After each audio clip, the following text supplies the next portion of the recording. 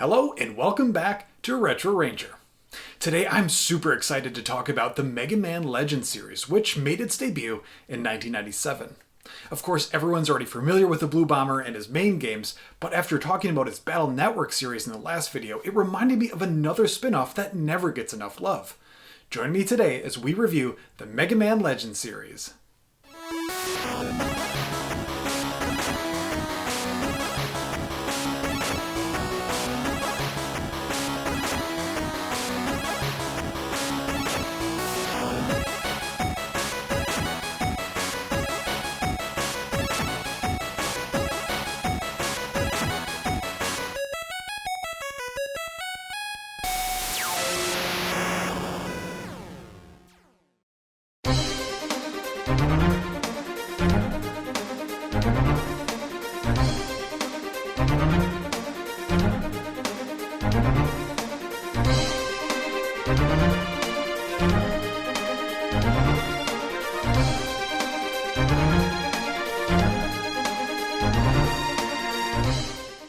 Alright, the Mega Man Legends series is one that most call a trilogy, even though there was technically a fourth mobile game in Japan only for a while. The big three hit the PlayStation and began with the aptly named game called Mega Man Legends. The mid to late 90s saw a lot of notable 2D franchises attempt the third dimension with varying success, and Capcom was determined to try its luck with Mega Man. In Mega Man Legends, you take control of Mega Man in a world that's primarily covered by ocean, leaving limited resources for inhabitants of the world's islands, and travel features a lot of airships as a result. The game opens and you're hunting for treasure, which is fitting because this game plays a lot like Mega Man meets Indiana Jones, which is absolutely amazing as it sounds. After escaping a close call with a large Reaverbot, the main mechanical enemies of the game, your ship crash lands on an island where the rest of the game takes place.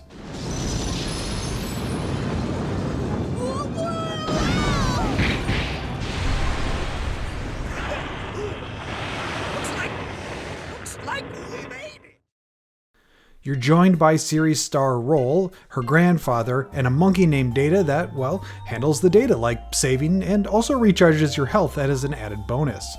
Roll is a great help throughout the game, and she'll take parts that you'll find and retrofit them into new weapons and upgrades, but more on that later. Roll is attempting to find her long-lost parents, and while it doesn't come into play too much yet, just wait. As you explore, you're going to meet the island folk. You'll be able to participate in their economy, such as buying items, parts, and upgrades, similar to how you would in an RPG. You'll also meet the mayor, who needs your help as the island is being attacked by pirates. They're after the island's secret treasure, and falling into the wrong hands would spell doom for the island and the people who live on it. It turns out that a big part of the treasure are these large refractor crystals that will help repair the Flutter, Mega Man and Roll's ship that is, and if Mega Man helps, he'll be in a race against the pirates to capture these first. Mega Man accepts the call for help, and from there on you're hunting for the treasures of the island, the town, and even the surrounding ocean.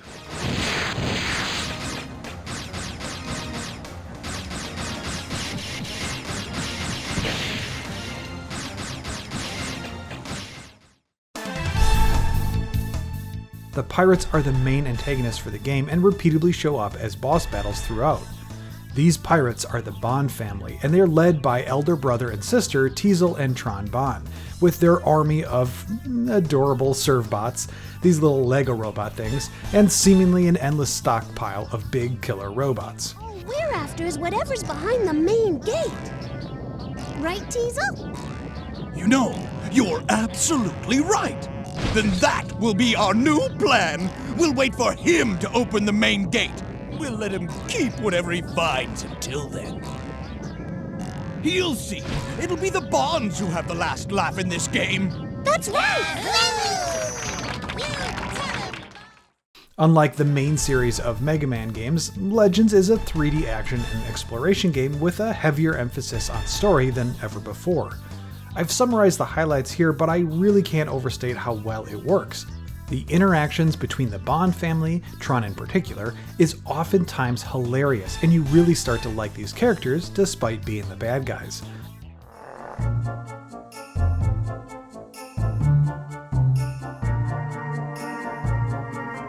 You all right?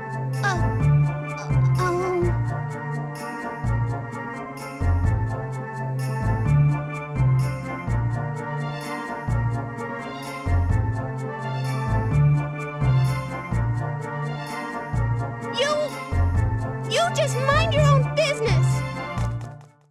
Tron starts to have feelings for Mega Man, which she doesn't really understand, but she isn't about to let a budding love interest get in her way for pirating and treasure. The dialogue between her and Mega Man is entertaining to say the least, but you'll also be privy to some monologues from Teasel as well, which can be equally good. He's opened the main gate for us. We don't need to keep him around any longer. Time to blow him and that ship of his to Kingdom Come! All port cannons, prepare to fire! The game world is big for a game of this time, and it's so awesome to be immersed in the world. As you continue to explore the ruins, finding treasure and parts to upgrade and more, you'll continually meet Tron and Teasel with their latest attempt to get one over on Mega Man. This feels like an old Saturday morning cartoon with the over-the-top villain who also provides the comic relief, constantly coming back for yet another beating by the hero. For the younger folks out there, perhaps the next closest thing would be like Team Rocket from Pokemon, which has a similar vibe. Is it conceivable? How could a little punk like that ever defeat you?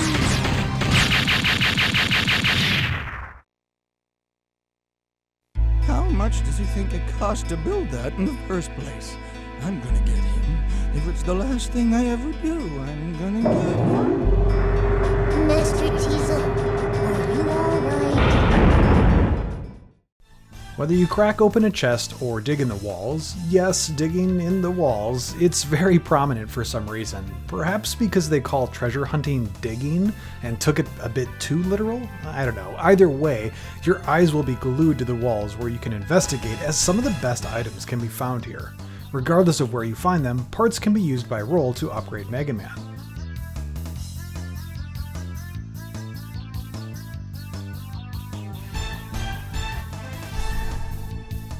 Mega Man has two forms of attack, the Buster and a special weapon. The Buster can be upgraded with Buster parts that will increase one or more stats such as attack power, the range of the Buster, how fast it can fire, and more. For the RPG fans out there, upgrading the Buster will feel right at home as you've done this already before. The special weapon is a collectible that can be equipped, and firing it is mapped to its own face button on the controller.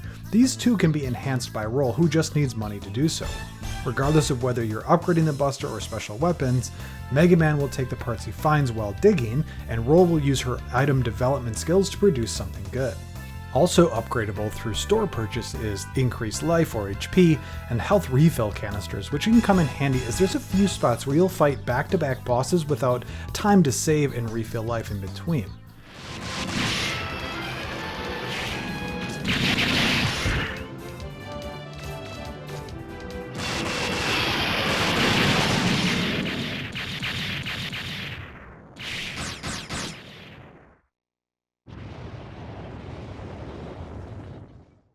So is this the perfect game? Well, not quite. There are a few gripes that I have, and I'm sure I won't be the only ones to have them. First, the one common complaint is the controls. Yes, they're bad and can definitely cost you a death if you're not careful.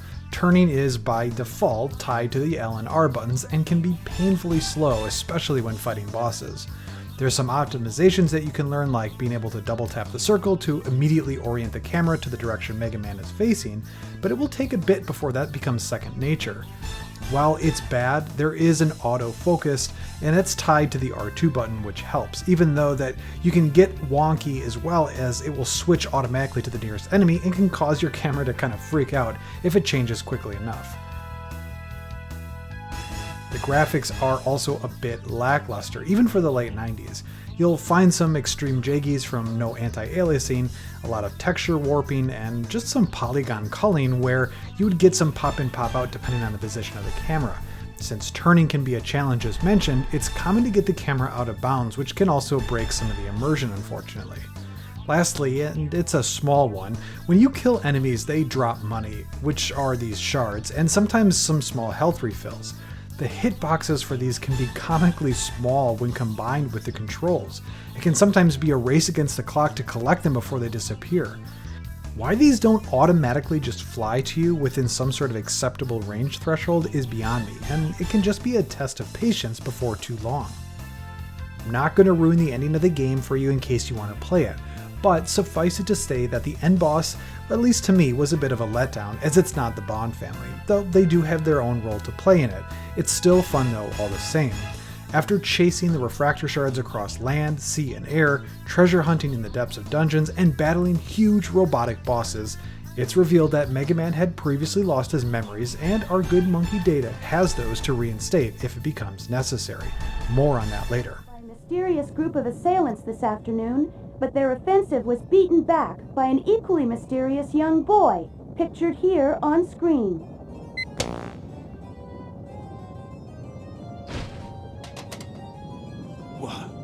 What? What? Who the heck is that blue boy? So Bonne was defeated, but what about Tron? This is a potential disaster! We could end up losing a lot of money on this one! Okay, there's Mega Man Legends. After the final showdown, I'm sure you can guess that Mega Man is crowned a hero for his help, but we also haven't seen the last of Teasel and Tron Bonne either. Overall, despite the fairly few gripes I have, this is really an underrated game. Exploring the ruins of the island and finding helpful treasure, it just feels so rewarding, as do of course the epic boss battles. 2 years later, and before we get the next installment of the series, we actually got a prequel, The Misadventures of Tron Bonne, starring our favorite new anti-hero, and the next game on our list.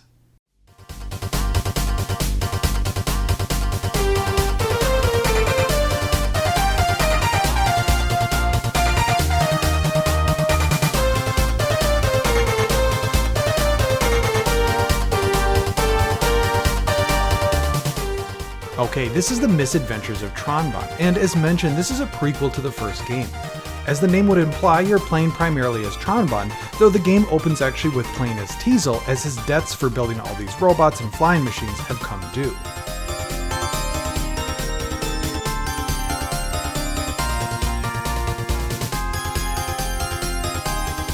As Tron, you need to earn the Zenny, which is money in the Mega Man universe, and pay off the debts to get Teasel and Bonne Bonne, the baby robotic youngest sibling, back. Only it's no short task, as Teasel owes 1 million Zenny. 1 million Zenny, to be paid back in full. Huh? 1 million Zenny? What was Teasel doing with so much money? This Bonne family spin-off takes a different approach to the playstyle than the previous 2 Legend games, though there are still some 3D adventuring beyond the Teasel opening as well. In this game, it's more mission-based, and you'll be commanding your army of servbots through various genres of games as they mix and match some repeating mission types that include puzzles, smash and grab bank heists, exploration, and more. Before you go out on missions, you can actually pick and choose from those available, and you can visit areas of the ship to carry out various tasks like talking with bots, configuring which ones should come out on missions with you, and so on. This plays a really important role, as each bot has its own stats and role to play, which will be required to progress some stages. On missions, you'll collect items and need to figure out which servbot should get them based on clues they drop while talking with them. This is an interesting mechanic to the game, and even though it's a bit of a diversion from the missions, it's a really fun addition. The game did improve some elements over Mega Man Legends, thankfully. You'll get some more control options as well as an auto-fire, which can really help in some cases, though it either can be a bit frustrating as you lose control where you want the aim to go. I also think that the graphics are a bit more improved too, which mixed in some hand-drawn animations over the lower polygon models. Sure. Gee, thanks. That's nice of you. What are you doing? Oh, what am I supposed to do with you? Don't give that to her. Put it away somewhere safe. Yes, Miss Tron. On to the missions. We'll cover each type as they then just repeat as they get a bit more difficult. Mission 1 is a bank heist, and you'll be squaring off with a policewoman rival named Denise as she attempts to thwart your bank robberies. Tron feels somewhat bad, but not enough to give up the loot, of course. Maybe I should give up and look for another job. Cheer up! Something's bound to go right for you sooner or later. You just have to keep your chin up. Come on, guys, let's go home! During these missions, you'll smash up buildings and send in the servbots to collect money and other things. As you do more episodes of this mission, they continue to get more difficult as the police, with Officer Denise at the helm with increasing firepower, and they have you in their crosshairs to bring an end to your crime spree. Beyond that, these missions are easy to jump in and have a ton of fun. There's no puzzles or mazes, it's just straight to the action, and it's definitely fun to play as the bad guys here. Mission 2 is a puzzle-based mission where you use the Gustav machine to steal shipping cargo crates, which are placed haphazardly on a shipping dock, and you need to move them to your boat. The problem is that the Gustav has some clear limitations, namely that it can only lift heavy crates a certain amount of times. The steel ones in particular can only be moved to an adjacent place, and the cargo that you want to move can only be moved 10 spaces before you'll need to drop it and repick it up again. Each time you go out on this mission, you'll have 3 rounds of puzzles of increasing difficulty to solve before completing. You'll be building ad hoc bridges with the crates, leveraging conveyor belts to reduce moves, and more to solve these puzzles, and while it's not action-packed, it's still fun, though by the end of the 3rd iteration of this mission, you'll be likely over it as well. Mission 3 is a treasure hunting adventure where you control a flying machine called the Finkel, which relies heavily on the servbots to carry out orders for searching and interacting with the game. The game actually calls it an RPG mission, and I'm guessing that's because there's an emphasis on cave exploration in the first person, kind of like how the classic RPGs used to be. Your goal here, though, is to collect these large Aurora crystals, which look awfully close to the big refractor crystals of Mega Man Legends, and to do that, you're going to have to take down a boss by commanding your servbots or ramming enemies with the Finkel.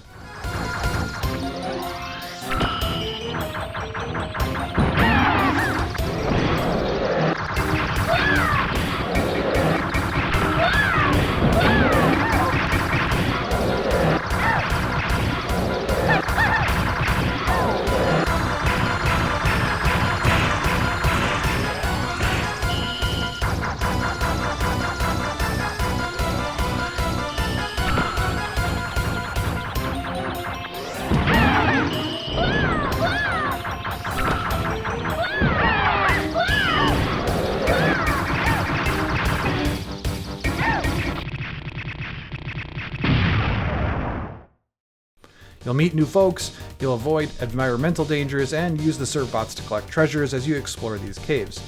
There's some good humor in this mission, and you really get to see the best dialogue between Tron and the servbots here. What they was hiding. You lads be pretty good diggers, eh? No, not really. We'll give you this if you want it. Huh? What? What? What do you think you're doing? You can't give that away! Just kidding. Sorry. We can't give this to you. Huh? You lads be a little strange. Well, don't matter. I'll get the next one. Mission 4 has you exploring once again, but this time Tron is suited up for the set of ruins, which really gets back to that Indiana Jones feeling of hunting for treasure. It's also the least straightforward mission, as you'll be making multiple treks back and forth after collecting specific items that each don't give you really a mission complete in order to get the sense of progression. You'll notice cracks in the walls, for instance, but only through trial and error will you know that it's not meant for the first pass, and you'll have to return after collecting the right materials to create a bazooka capable of breaking open those walls. You'll collect parts and items that you'll need to bring back to the servbots for crafting, and again you'll need to talk with them quite a bit, all 40 of them in fact, to get a good understanding of who needs what and when. It's here that this becomes an essential part of the game and not just a fun side quest. The cave will feature some good exploration and boss fights that certainly cement its place in the Mega Man Legends universe, beyond just the Bonne family connection. Those are the 4 missions that you'll be revisiting each a few times as mentioned. After you earn that 1 million zenny, if you could call mostly stealing to earn that is, you'll find out that just like borrowing from a bank, borrowing from bad guys also entails interest. I won't spoil the remaining fun of the game as it's mostly just how the story concludes, but I will say that once you wrap it up, the Bonne family finds itself at Cadillac's Island, and that's the same island that Mega Man and Roll crash landed in Mega Man Legends 1 to complete the prequel tie-in.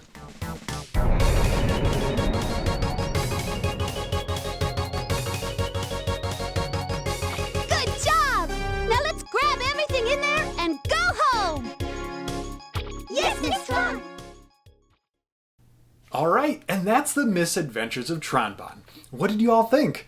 Today this game fetches hundreds of dollars, which is of course a shame since I know I really enjoyed it. I'm sure I'm not the only one either. If you saw my PS1 Market Trends video back in March of this year, I mentioned it's on the PlayStation Store and you can get it for only $5. It's a nice diversion from the main series that gets to explore some of the surprise hit characters that we saw from the first game in more detail. Tron's character is great, and having her own game makes total sense.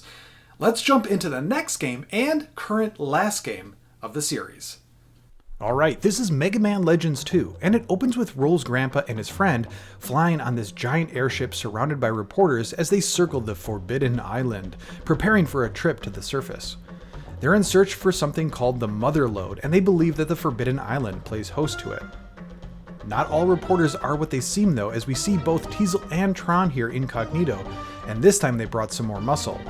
With them is Glide, the pirate in charge of capturing Teasel and Bonne in the opening sequence of the Misadventures of Tron Bonne, and they have joined the crew along with two new pirates called Bola and Claymore. They're not the only ones hiding on the ship though, as someone resembling Roll's long-lost mother is here too, and she warns of danger if they continue through with their plans to get to the Forbidden Island.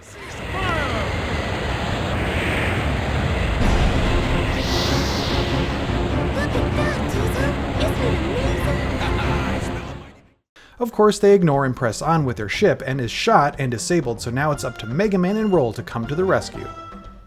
You're greeted with some very familiar controls and gameplay, though both have been cleaned up quite a bit. You still have that awkward movement controls, but there's definitely some improvement over the last two games, and most importantly, you can actually use the analog sticks, which makes this so much nicer. The auto-aim has also received a bit of an upgrade as well, and while the overall experience still isn't an example of how to do it right, it is a welcome change for sure. The usual upgrades are here, such as buster parts, special weapons, and armor like helmets, hover boots, and more. These work like they did in the previous game, where you can slot in a finite amount of buster parts, you can enhance your special weapons, and etc. Roll once again plays that part of using found treasure to craft useful weapons and such, so all of this is going to feel familiar. The graphics have some noticeable improvements, as have the overall size of the world. The cramped dungeons of the first game are replaced with some really nice wide open layouts that reminds me a little bit of the Zelda games on the 64.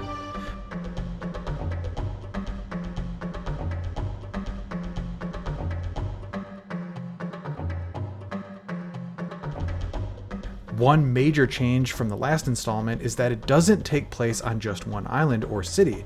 You'll get control of the flutter and can move to and fro different locations as the map starts to open up. Your first location though, of course, will be to rescue Gramps and his friend on their airship at the Forbidden Island. Here you're going to be introduced to some more familiar concepts like exploration and boss fights. After defeating the boss here, Mega Man unknowingly opens up a seal that is containing what appears to be a human ancestor named Sarah and Geets, and they join Gramps and his friend on the now rescued spacecraft to inform them that the Mother Lode does indeed exist and can be accessed with 4 special keys.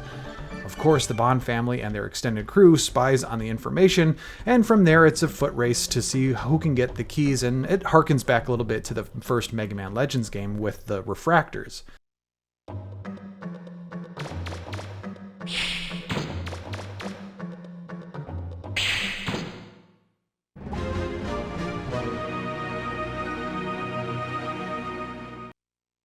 You did it, Mega Man!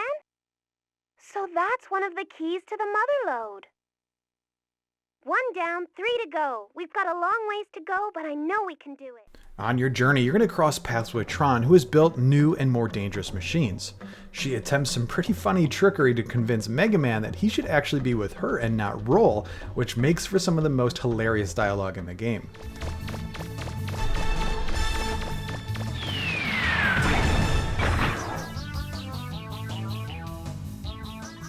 Long time no see, Mega Man.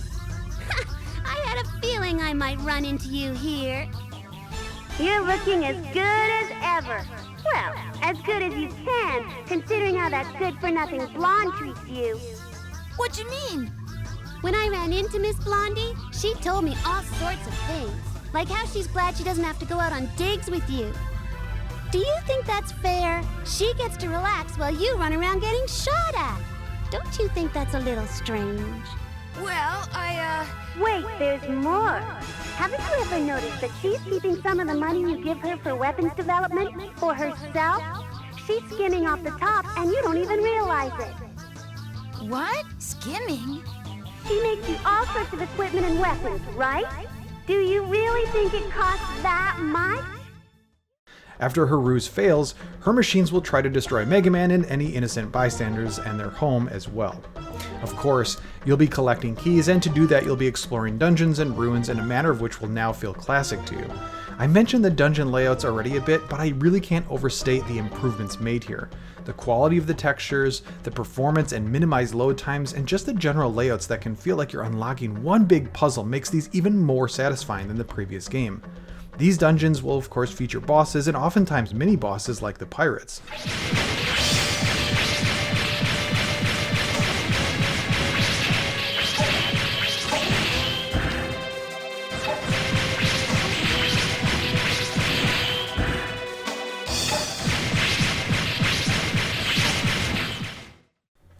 The first key dungeon, for instance, will pit Mega Man against Bola, a lackadaisical and lazy boss who will start a few battles with Mega Man before he gives up temporarily.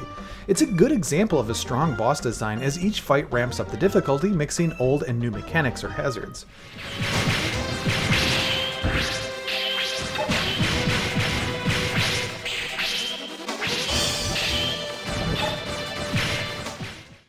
After collecting the 4 keys, the story really begins to ramp up, as identities come to light, and betrayals occur, and more. I won't ruin how this plays out, as I would encourage folks new to the series to discover this gem for themselves, but I will say that Mega Man's memory loss from the first game comes back around in a big way. How can you be so sure? Uh-oh, we better get out of here. Agreed.